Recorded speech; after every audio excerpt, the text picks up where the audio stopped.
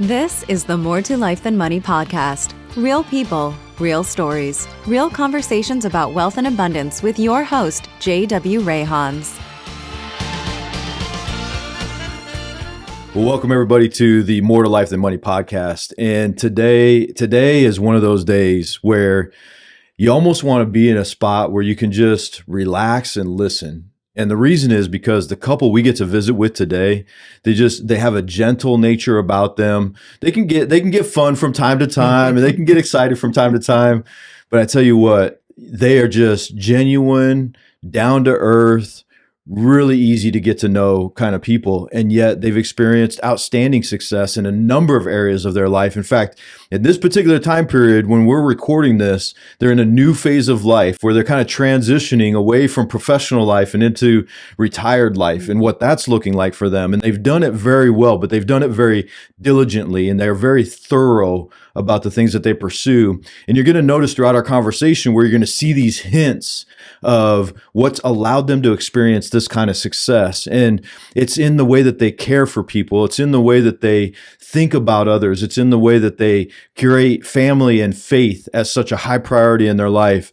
And Rudy and Rose, I just want to tell you, it is such a joy to be able to have an opportunity to sit with you in the types of conversations we usually have, but do it in front of a microphone where your story will likely inspire other people to just strengthen the belief that they can create the life that they really want. Because you guys have done that and it hasn't been easy and you've had challenges like everyone else does. But I tell you what, if somebody took a snapshot of your life today, they'd probably go, dang, they got it pretty good.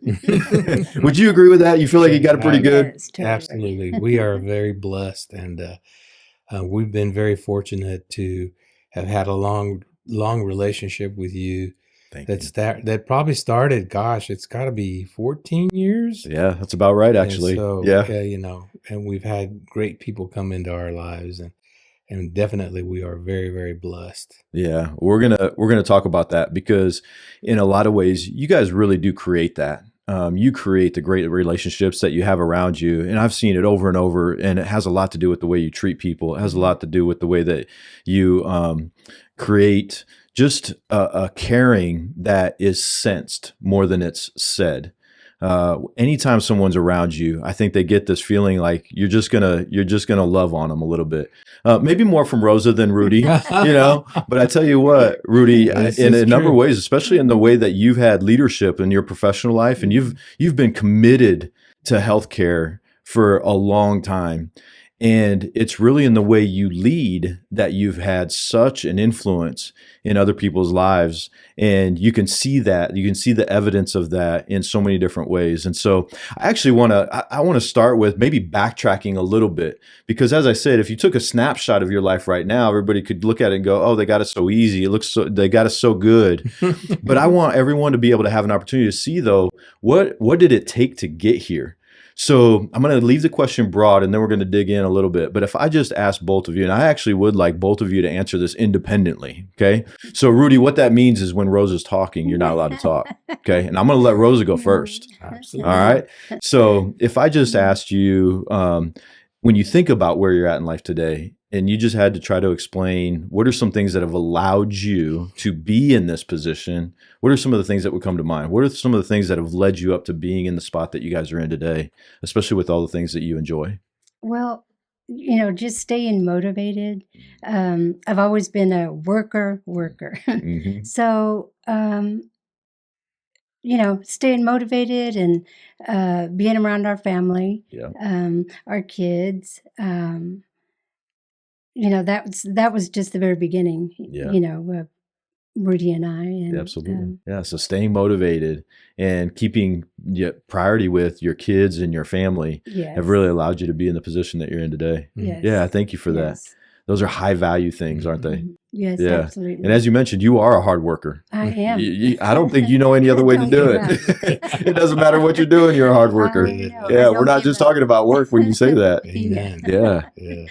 Rudy, what would you say? What are some of the things that have allowed you to be in the position you're in? Well, I think that us coming together as one, we were. I am so blessed that Rose came into my life and that we, when we got married, I think that was a unified bond that really has laid a tremendous foundation for us because we both come from very humble backgrounds. Mm-hmm.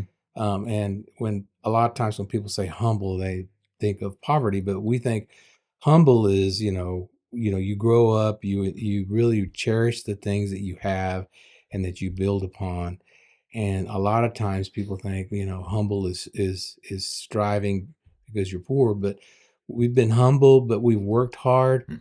And I think the things that have really set us up for success has been our faith. Yeah. Our faith in God. And I really thank Rosa because she grounds me more in faith.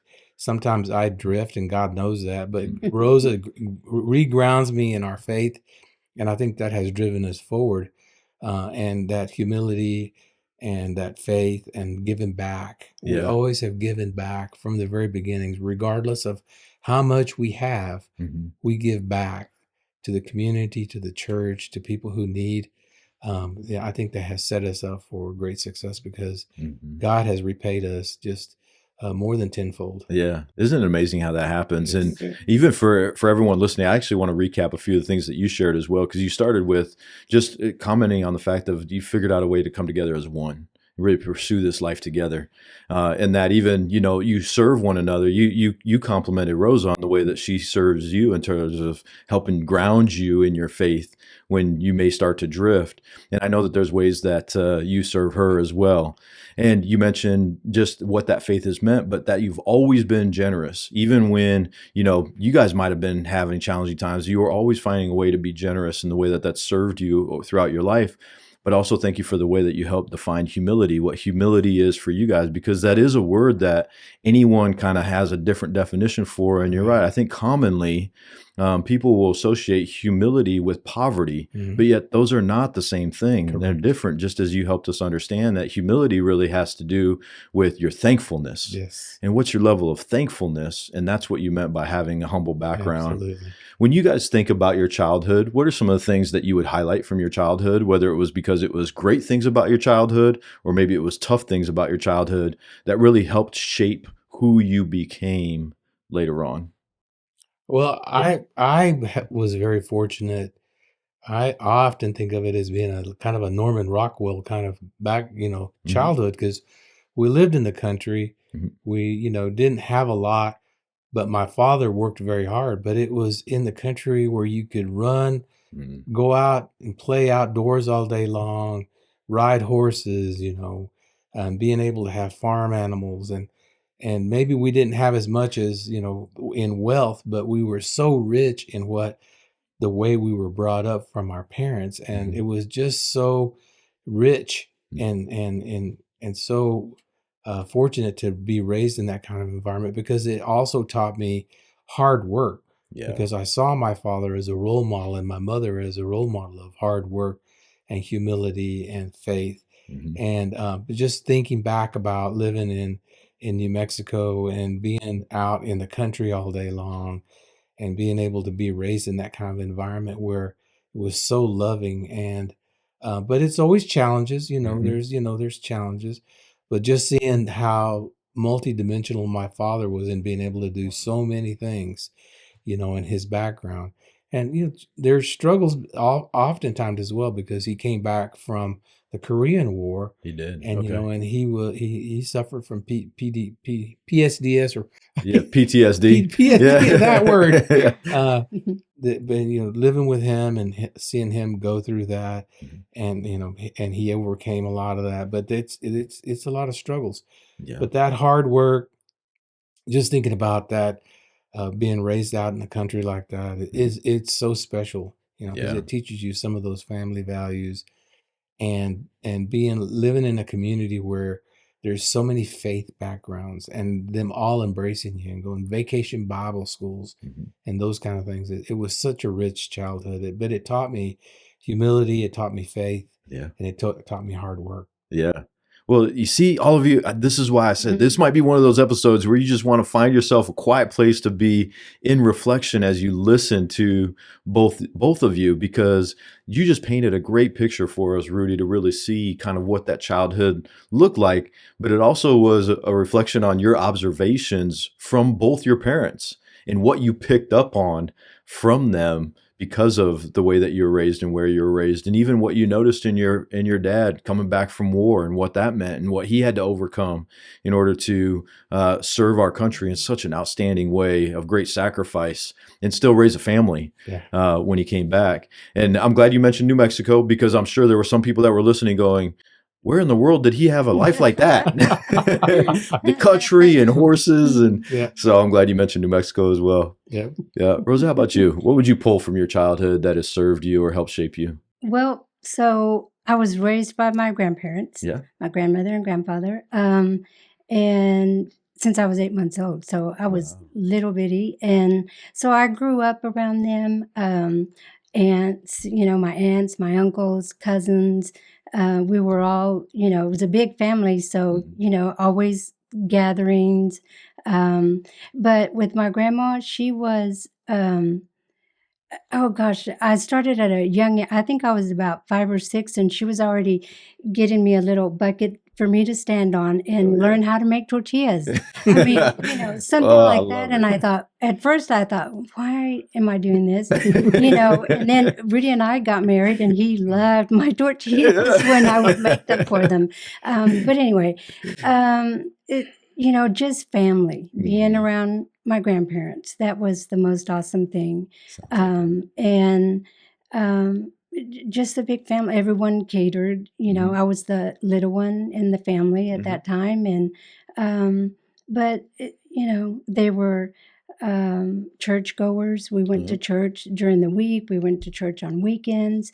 As a matter of fact, my grandfather, there's a church that's it's by his name because he helped to fund it and build it. And so that was always something, really cool. What an outstanding compliment. And so, it's just family. Yeah. There's so much good stuff in what you shared there. Just a reminder that, hey, a way to a man's heart is through his stomach, right? And those tortillas, but even just being able to stand alongside your grandmother as she cooked and baked and really created those family gatherings and the memories that even as I was watching you share it. By the way, I hope any of you that are listening, if you're listening to the audio, go back and watch the video, because Rosa, there was such a sweetness about the way you were sharing those stories, and almost as if you were picturing your grandmother at the very same time you're standing on that bucket all over again, with so much family around. And so for any of us, you mentioned a richness, Rudy, and there is a richness into what each of you are sharing from your childhood. And, some of you listening, you might have had a different childhood than that, but it's what can you gain and gather from that then, if you have the opportunity to become a parent or a grandparent, that you can then change the way that your kids and grandkids are raised. And I've seen you guys do that in the way that you've raised your family. And am I recalling correctly that you adopted an infant? Was it an infant son? Yes. Daughter. Infant daughter. Okay. So you adopted an infant daughter. What was that decision like? What led you to that decision, and what, just what led to that?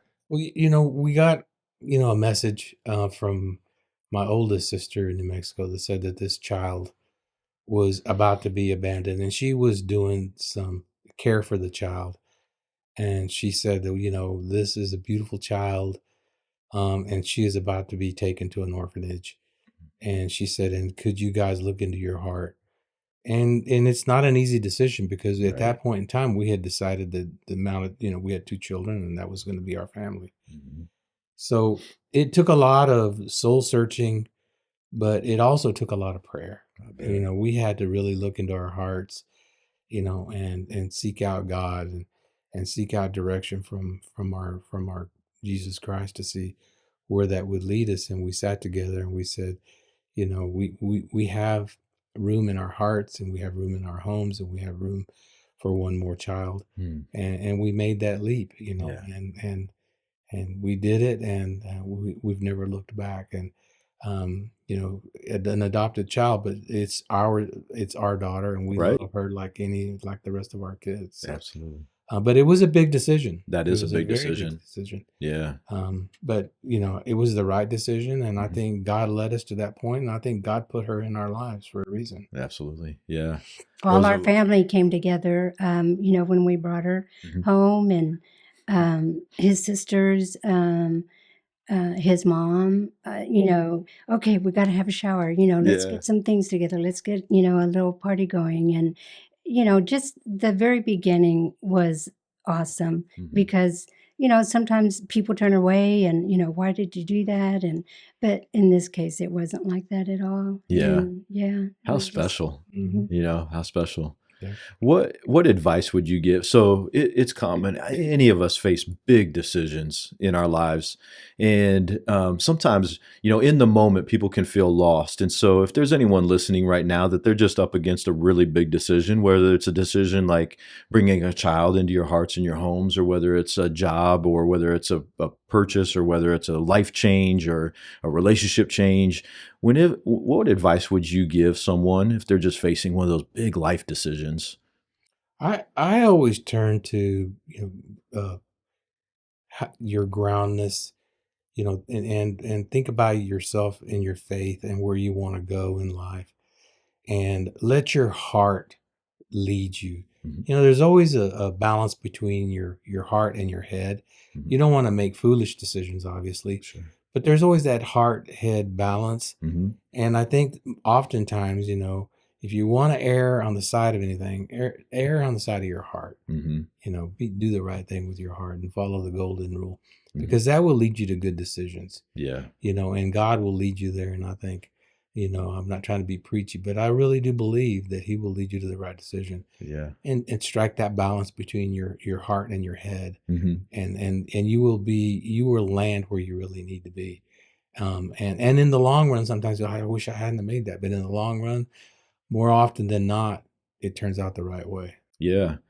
Can I compliment you on something, Rudy? And so it's interesting that you went straight to making the decision from your heart, because I know you well enough to know you do your homework before you make decisions too. And so the way that you led with that, I know that you also make sure that you've got the information necessary to make a good decision, the right decision. But I think what you're helping us understand is ultimately, though, there's an instinct, there's a heart part of this that comes from, in your guys' case, a belief in God and a spirituality that helps ground you in the decision that you're making. And so I just wanted to highlight that, because I certainly wouldn't want anyone to listen to that and hear you say, well, you just ignore all the information, or you ignore that and you just go with your heart, because that's actually not what you're sharing with everybody. No. What you're sharing is, let there be a groundness to really do, the homework, get the information you need, but ultimately you'll know. Yes. And trust that. Trust that. And you've redone enough spreadsheets for me to know that. I wasn't even going to mention the spreadsheet, but since you brought it up, we'll make sure the spreadsheet gets mentioned. You have a very special spreadsheet. We make sure it happens. That's right. That's right. Rosa, how about you? What advice would you give to someone they're just up against a really big life decision, and maybe they're not even sure which way to go? Yeah, I totally agree with Rudy. Look in your heart and prayer, just look to God to give you a way. And that's where I start. Yeah. And I would encourage others to do that. Yeah. Thank you for mentioning that.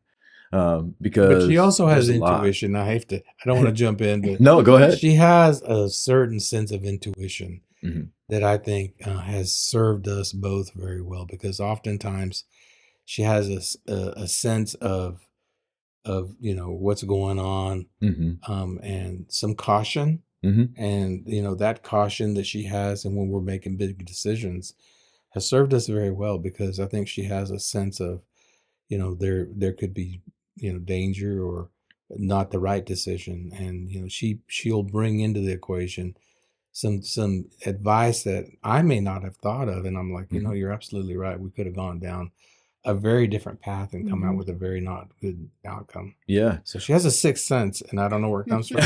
I thank the Lord that she has it. Thank God too. Yeah. Well, and even thank you for bringing that up, because that is good advice as well, is in terms of have a trusted person or a trusted partner or somebody that's close enough to you to know how they could help guide you through the decision that you're up against. And hopefully, that's something that everyone has, even though it actually is a bit more unique. And so that could even be something as if you don't have that kind of person in your life. A lot of people say they have their person, right? Whoever their person is. And if you don't have that, seek that out. Really, kind of make yourself vulnerable and open enough to have a good, close, deep relationship with maybe only 2 or 3 people in your life that you can go to when you have these big decisions. Because both of you have mentioned that in your own unique way of confiding in each other to then move towards a trusted direction. Right. So thanks for highlighting that in the way you approach big decisions. And there's also what I would always also like to mention is seek out expertise. There you go. There is nothing wrong with seeking out expertise. Yeah. We're not an expert in everything. But when you go and you know good people and they may be experts in a realm that you're thinking about, there's nothing wrong with seeking out expertise because they'll give you good advice and you can blend that into your final decision. Yeah. But there's such good expertise out there. Yeah. I hope all of you have another pen with more ink because you're going to need it by the time we're done. But yeah, seek out expertise. So let's move into a part of your guys' lives where maybe a challenge you're willing to share, how you navigated through that challenge, because you guys have moved a couple of different times. Obviously, you dedicated an entire professional career to healthcare. Rosa, you've had a number of different positions as well. So if you don't mind, share a little bit about what's maybe a really big challenge that you had to face, and in the moment seemed like we don't even know how we're going to get through this or out of this. Now you can look back and share with people what it was like to approach that challenge, be in it, but then come out the other side of it. What's something that maybe now you look at as a blessing, but in the moment you're like, holy cow. Well, I think, coming from very humble beginnings, early on in our marriage, we made a lot of sacrifices, just like other people's in the cycle of their life. You build upon your career. So we chose to live very humble in the beginning, with very low income and did a lot of jobs so that we could further our education and further our careers. But, we started when gas was 36 cents a gallon and minimum wage is $1.60. We won't even tell everybody what year that was. We won't tell anybody what year that was. And then when we got married, the minimum wage was $2.60, and so, but at that time we chose to live in very humble areas, clean, obviously, but so that we could, further our careers and so that we could position ourselves into the next chapter of our lives in our careers. But we lived very humbly. That was a tough decision. Yeah. Because, we did some things that, we didn't mind because we earned money. We, cleaned offices, we had a lawn service and we did things, we lived very humbly. We lived in a $90 a month garage apartment where the people just loved us and they took good care of us. But, we lived in very humble, but that was a tough decision because at the time we could have worked and made more money. Makes sense. Yeah. But we chose to live very humbly and invest ourselves in our future at the time. And that's a big decision. Yeah. Those are big decisions. And I'm sure there were moments where you're like, we should just go work somewhere where we're going to get paid better. I can afford a brand new car. Right. Yeah. Well, and I think that's the important thing that I'm going to highlight out of that, Rudy, is that the amount of money that you make is actually not the differentiator. It's what you do with the money you make. Correct. That's the differentiator. And you were helping us understand that through that story of, hey, we made a decision. We were going to invest in our education. We were going to invest in what we knew would advance our careers later on. We were going to work a number of different jobs. And we were going to make sure that we just used that resource the very best we possibly could for that time period in your life. And so, Rosa, do you think of another time period that's different than that you think of was challenging in nature? Well, I don't know if this goes along with that, but so we moved from, Lubbock, Texas. Okay. Eventually, we moved to El Paso. And so when we did, well, our son was in junior high, high school, and had a year and a half left.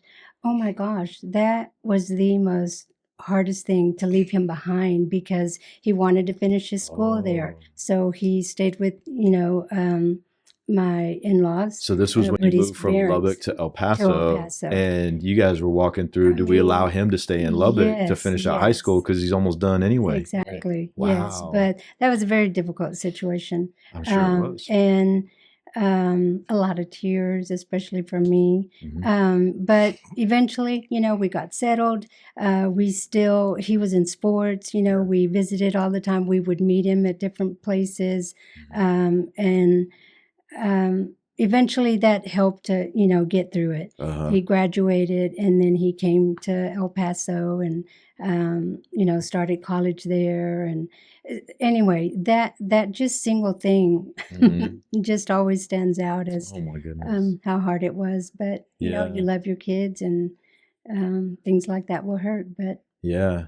But Well, the thank grandparents you. did. Well, I was going to say, yeah, thank you for your openness on that, though, because as a mama, I mean, that had to Oh, be yeah. so hard, for, I'll call it your baby boy, Yes. that your baby boy is going to stay right. when you guys right. go, and yet really trying to think from what is really going to be in his best interest Correct. for being so close to finishing high school, and even through the pain, even through the hurt and the Yes. tears, going, you know what, this is probably still what's best Yeah. for him. And Rudy, as you mentioned, I'm sure the grandparents didn't mind a bit. No. For them, it was probably an easy, just let him stay with us. They Right. were loaded. Yeah, that's right. And you're over there going, oh, it's going to be so hard. He was a Yes. favorite. Namesake after my dad is John and John. So Oh, yeah. yeah, Yeah. he loved it. They loved it. Yeah.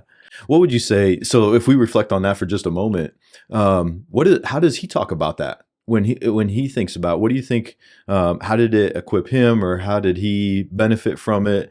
Obviously that was a number of years ago. So what do you think, if he was sitting here right now, what do you think he would say in terms of that decision and how it influenced him? I think he would say that it forced him to have some independence, and it put some pressure on him to grow up a little bit more.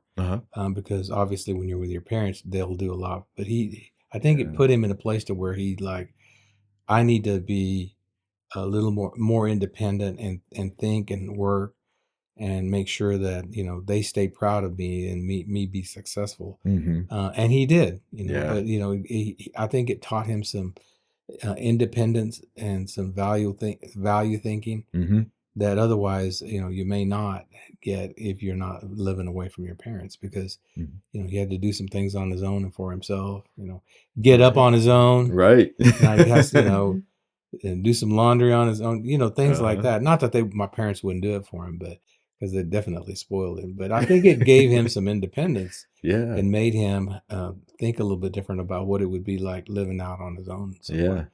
And I think that it matured him a little bit more.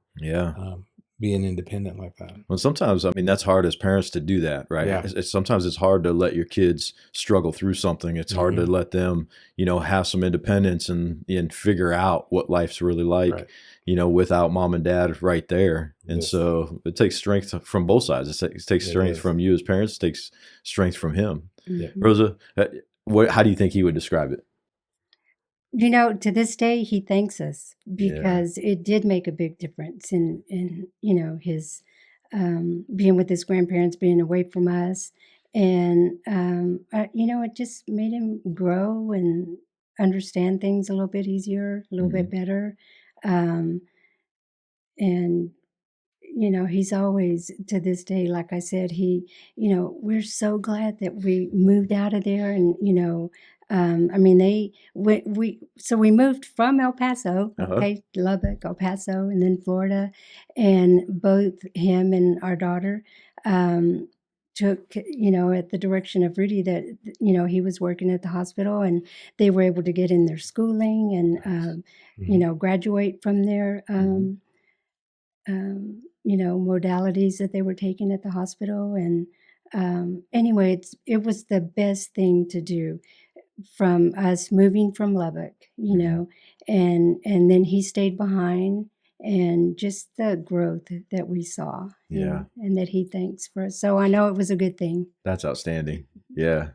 What would you say are some of the moments you're most proud of, or some of the achievements or accomplishments you're most proud of in your lives so far? Well, I think our involvement in the communities trying to do good things for the communities, looking at things from a whole different perspective. Because when you move into when you become a leader in wherever you're at, you want to be able to give back to society and do good things and approach it a little bit differently. And I think it has put us in a place where we're more like servant leaders, and when we look at some of the successes we've had, we volunteer, we give back to the community, we give back a lot. You do. We don't talk about it all the time, but when we sit back and look at it, we stay involved in the community. We weave ourselves into the fabric of the communities, and look at what the communities need. And I think giving back makes a big difference. Yeah. In both can I give everybody a little bit of context? And I'm going to ask you to talk about this because I think it'll help everyone understand. When you mention leadership, you too have really been leaders in the community in a number of different ways. Rudy, I'm going to ask you specifically, just share, again, just so that everybody has some context, what was the leadership role that you had at work? Why was that so prominent in the community? Even the involvement you've had in the Hispanic community in our area. But if you would, give everybody kind of where you finished your career. What were you doing? What was your title? What organization were you with? What did that organization look like? But give them some context and details on that. Yeah, I was very fortunate and blessed that I had the opportunity with then Catholic Healthcare West, and I wanted to join a faith-based organization as I worked the last part of my career, the last 20 some odd years of my career. So I was very fortunate to work for Catholic Healthcare West, and it became Dignity Health as a vice president of operations, and be involved at a place where I could do things that really help the community. Absolutely. When I started there and I saw stroke victims that had to be shipped an hour away to get urgent care, as they say, time is tissue in the heart and in the brain. Yeah. And start a stroke program, a primary stroke program at the hospital, and bring together community physicians and neurologists that said, okay, yeah, we can do that here.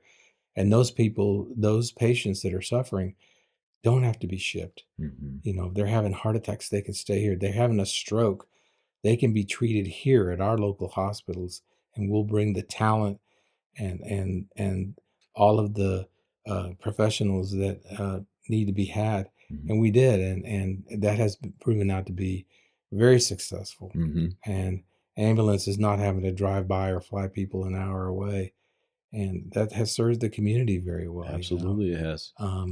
Give people an idea of the size of these two hospitals you're talking about. Yeah, they have really grown. They have, haven't they? From when I started, a very small community, but now they are tertiary and very high level hospitals that provide great services. And I've just had the fortune to be a part of that.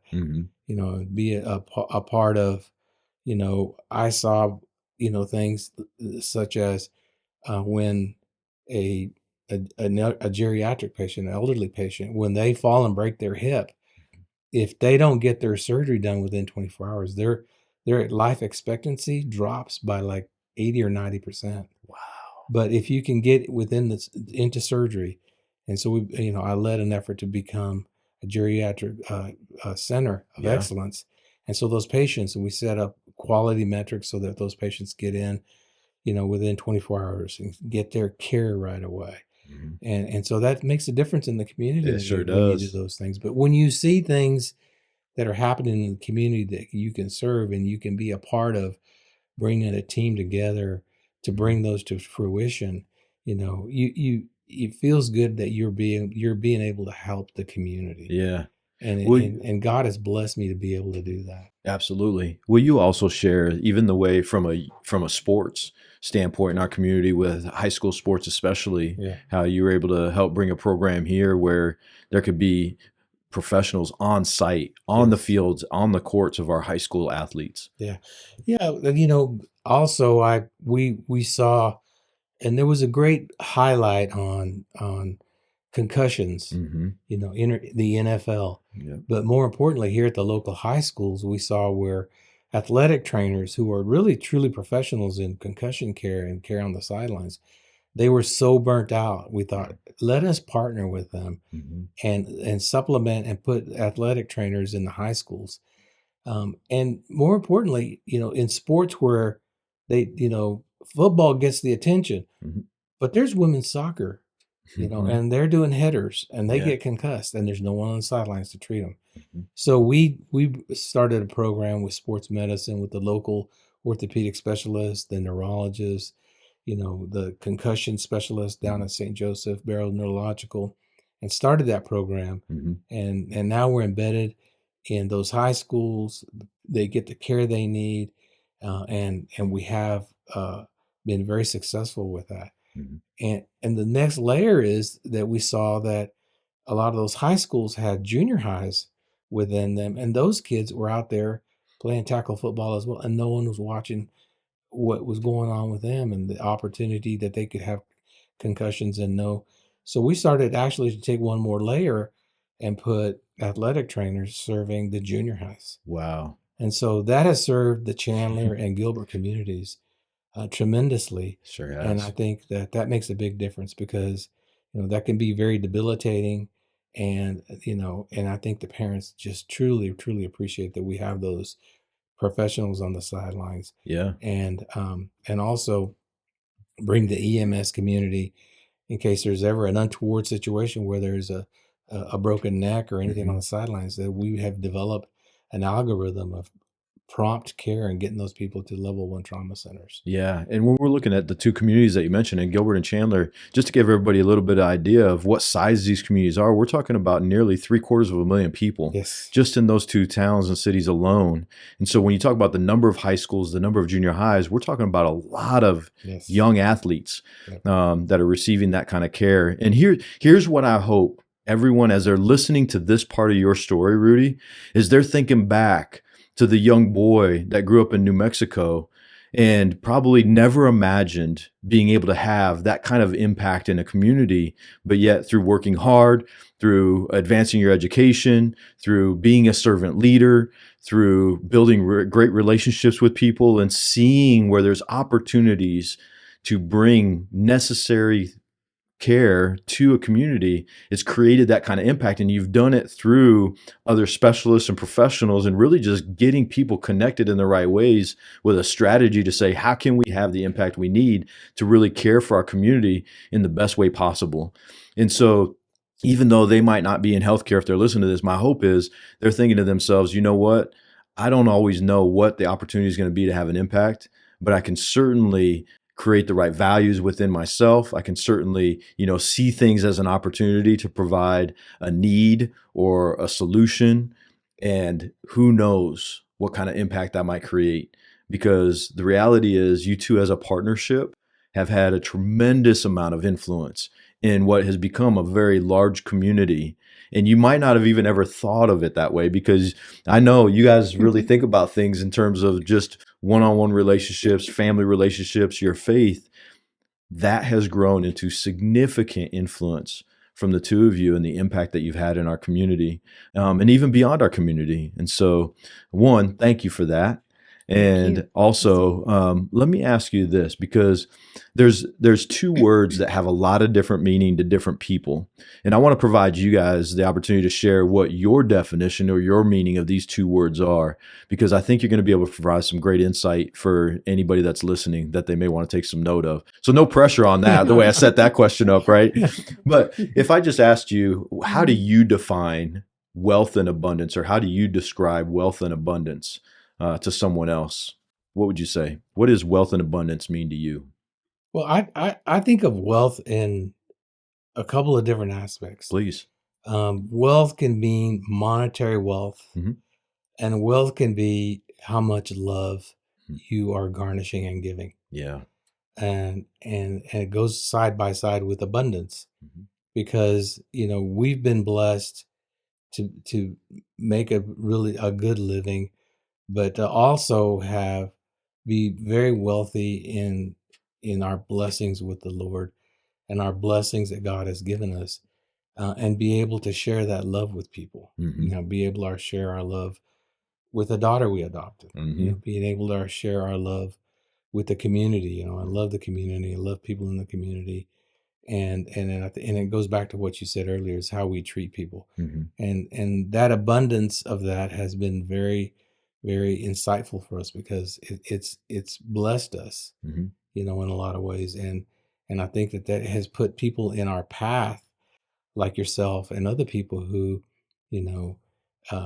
have locked arms with us to do some of the things that we've been able to do, because we've been given the opportunity, an abundant opportunity to give back to the community.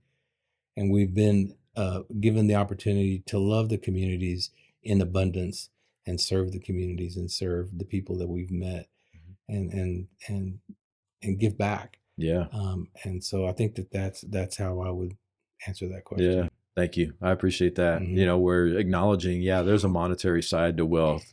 There's also a side that is the wealth of love, and love that you give, and love that you share, Right. And the way that you utilize that for the opportunities to serve the community in the way that you have.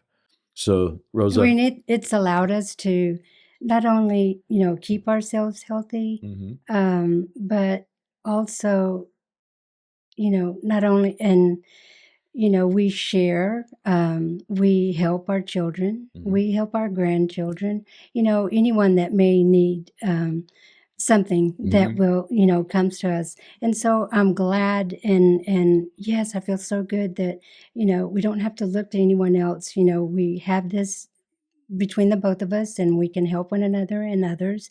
But, we can have all that, but if there's a disagreement, say, with my son or my daughter, or even, with Rudy, all of that, I don't even think about. It's, I have to work on this relationship. I have to, make things right. And then I feel so much better. And so I don't know if anyone looks at wealth like that, but, my hope is that everybody listening, they're going to rewind this about 60 seconds and listen to what you just shared about 10 or 20 times. Because again, you add another element to what real wealth can look like in terms of relationships. When it goes back to, whatever the issue or the situation or the topic at hand is, what's the best way I can strengthen this relationship? What's the best way that I can show some love and abundance in this relationship, and how much I care for it? And so thank you for that as well, because these are elements of wealth. These are elements of abundance that come from your perspective. They come from your values, and we're just allowing them to shine a little bit. And so that people can think about what are the ways that they define wealth and abundance? What are the ways that what values are contributing to their perspective about wealth and abundance? But here's what I want to ask you next. And this may be even where we start to close out our conversation. But when you think ahead in life now, so with where you're at today, you're in this next phase of life. You're in this transitionary phase of life where you're going from like working hard professionally and work-wise to now what a lot of people call retirement. But there is some freedom that you're experiencing. There's some time freedom that you're experiencing. There's some financial freedom that you're experiencing. There's even some, if you want to call it, relationship freedom that you're experiencing, because there's lots of choice that you have in what gets created in your life going forward. So when you guys look ahead, if we were to have this same conversation 20 or 25 years from now, what would you want to be talking about of what life is included over these next 20 or 25 years? I would say a little bit more freedom to be giving, and to be a role model with people. And to be able to spend time with people, and share how they can, how we can be good role models, and answer questions for them so that they can be successful in their journeys. Because I think we continue to volunteer, and we continue to give, and we do it quietly, and we don't do it openly, but we volunteer. I feel very happy that we continue to serve with ICANN in Chandler. An organization that started with a gentleman who saw kids in trouble at the park and loaded them in a station wagon and took them to play ball, Henry Salinas. And that organization, takes care of kids before school and after school so they don't get into trouble, and they get all these program things. And we stay involved in things like that. And what we want to do is be good role models. So people say, use your time wisely. Time is short on earth. Use it wisely. Contribute. Live it like God would want you to live it. Love people, and God has put good people in our pathways. You know, we've been very blessed. But in 20 years from now, I'd like for people to be able to see that we continue to give back to the community, stay involved in the community, and give back as much as we can. Yeah. And sometimes it may not be with treasure, but it can be with time. Absolutely. And it can be with talent. Yeah. You know, and I think back about, you know, sometimes it's the small things you do. You know, I recently received an email message from a lady that I worked with 22 years ago in Florida. Wow. And she said, you know, I really want to thank you for the opportunity you give me, you know, and I hadn't thought about it for 20 years. Right. Yeah. But, you know, it was the opportunity that she was asking for, and I found a way to get it for her. And now she's been very successful in her career. And she looks back at that one moment. So if you can create more moments like that for people, you know, and maybe some wisdom that you can share with people, and help them be successful, then do it the right way, do it with love, and do it with what God has given you. And I would say that if people looked at us and said, hey, continue to give and be cherishable with their time, talent, and treasures, and love the community. Yeah. You know, it's interesting, Rudy, because even as you started to respond to that question, the word that kept coming to my mind was wisdom, like shared wisdom. And you mentioned doing it through time, through spending it with people, through still continuing to give back through other organizations. But that will be my hope for you, is that then people will look and go, you know what? They created more of those moments to share wisdom, to share love, to share insight, and to create opportunities. Yes. Yeah. Rosa, how about you? Totally agree. Yeah. You know, I agree with a lot of what Rudy's saying. I want to visit, you know, travel. Those are two main things that I know we'll be doing. And but still, you know, keeping our you know, faith strong, you know, giving, just like Rudy mentioned, and just enjoying, you know, free time with one another, our families, our grandkids. Oh, you can come over now, you know, just taking it easy. Yeah. Yeah. You know, it's because of conversations we've had, but I want to ask, so why do you want to do those things? Why do you want to spend more time with your grandkids? Why do you want to travel? Why do you want to have that kind of freedom to be able to enjoy life the way you just described it? Why is that so important to you? Well, you know, so we attend some, like the grandkids, you know, we can attend some soccer games, or, you know, we go to a piano recital, and everything is because there's so much to do that, you know, you go from one thing to another. And so, yes, we can spend maybe an hour or two, but now we're to the point where, you know, hey, you guys come, you know, for the weekend, or, you know, we can spend more time, quality time, and not having to be on the rush all the time to, you know, just go away. So those are things that I think we'll, you know, looking forward to. Yeah. Yeah. Thank you for sharing so much with us. And so my hope is that as all of you are listening to this conversation that Rudy and Rosa and I have been able to have today, is that you're thinking through is, how can I make this a part of my life right now? In other words, one of the things that you guys shared is you have some values that you've thread throughout your entire life, regardless of status, regardless of where you were professionally or in your career with work. There's some of these values that have been woven into your life the entire way. And now the phase of life you're in, what you want your future to look like, is that you're able to give even more to those values. And so that can really be this like nugget of success for all of us to say, how do I put more focus, time, attention, effort, energy on those things today, regardless of my circumstances, regardless of the phase of life that I'm in, regardless of the income that I'm making?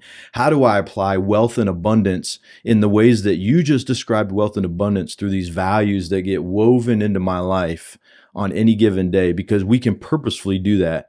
You guys have been examples of living life with that kind of purpose.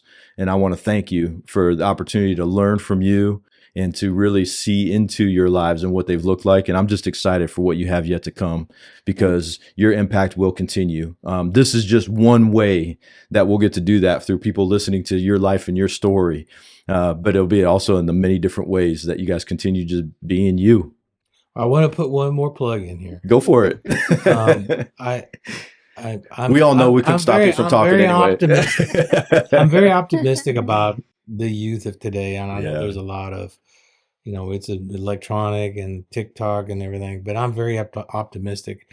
And what I would encourage people who are in the earlier stages is, we were very fortunate to create a relationship with you. Mm-hmm. And regardless of where you're at in your career, we've faced an ups and downs in our savings and being able to build where we wanted to be, have the freedom that we have. But I feel very, very blessed that when you came into our lives, you said, let's look at where do you want to be? Mm. How do you want to live? What are some of your life goals rather than just your monetary goals? And then let's marry that with your financial goals. Thank you. And that's been very important to us, because in spite of me being kind of a tough guy on it, that's okay. We can take it. But that has served us well. Yeah. Is that people put people like you in our lives. Absolutely. And at that point in time, you said, we can do this. Let's work together and let's lock arms. And that has served us well. Thank you. So regardless of where you're at, mm-hmm. maybe you weren't able to save as much money in the first parts of your career, mm-hmm. but it's never too late. Yeah. Find a good person like J.W. Rayhans. And it doesn't have to be you. There's a lot of good people out there, but good people who believe in you and say, let's sit down and really think through this, because that makes a big difference to where you land. And I think with that has served us very well. And I would strongly encourage people to do that, regardless of where they're at. Find that trusted expert. Find that trusted expert. Yeah. And I really thank you for sharing that, not just because of the compliment that it is to, to me or to our team, but really the encouragement to say there's people that will help you, and they're going to look beyond. They're going to see that, there really is more to life than money. They're going to see that, hey, there's things that are important to you that you want to see happen in your life. Let's make sure you have the resources to do it. And that's really, Rudy, you couldn't have described our vision and mission any better. I mean, our vision is to lead people to their ideal, joyful life. That's not our definition of an ideal, joyful life. That's your definition of an ideal, joyful life. And our mission is to do that through great planning, through positive accountability, through encouragement and building belief. And so I thank you for that. And I thank you for it, again, not because of the compliment to us, but to the encouragement to the people that are listening to know, hey, you can get there too. You can do it. And so just again, thank you. Yeah. And I'm just going to remind everybody, you heard it throughout our entire conversation. Please join us on our next episode as well. But as we all know, there's certainly more to life than money. Thank you for listening to the More to Life Than Money podcast with your host, J.W. Rayhans, financial advisor, jw@rayhansfinancial.com. Guests are not affiliated with or registered with Cetera Wealth Services, LLC. Any information provided by guests is in no way related to Cetera Wealth Services, LLC, or its registered representatives, unless otherwise noted as a representative of Cetera Wealth Services, LLC. The opinions contained in this material are those of the author and not a recommendation or solicitation to buy or sell investment products. This information is from sources believed to be reliable, but Cetera Wealth Services, LLC cannot guarantee or represent that it is accurate or complete. Securities offered through Cetera Wealth Services, LLC, doing insurance business in California as CFGAN Insurance Agency, LLC, California Insurance License Number 0644976, member FINRA/SIPC. Advisory services offered through Cetera Investment Advisors, LLC, a registered investment advisor. Cetera is under separate ownership from any other named entity. California Insurance License Number 0M15552. The views depicted in this material are for informational purposes only and are not necessarily those of Cetera Wealth Services, LLC. They should not be considered specific advice or recommendations for any individual. Neither Cetera Wealth Services, LLC, nor any of its representatives may give legal or tax advice. 313 North Gilbert Road, Suite 200, Gilbert, Arizona 85234.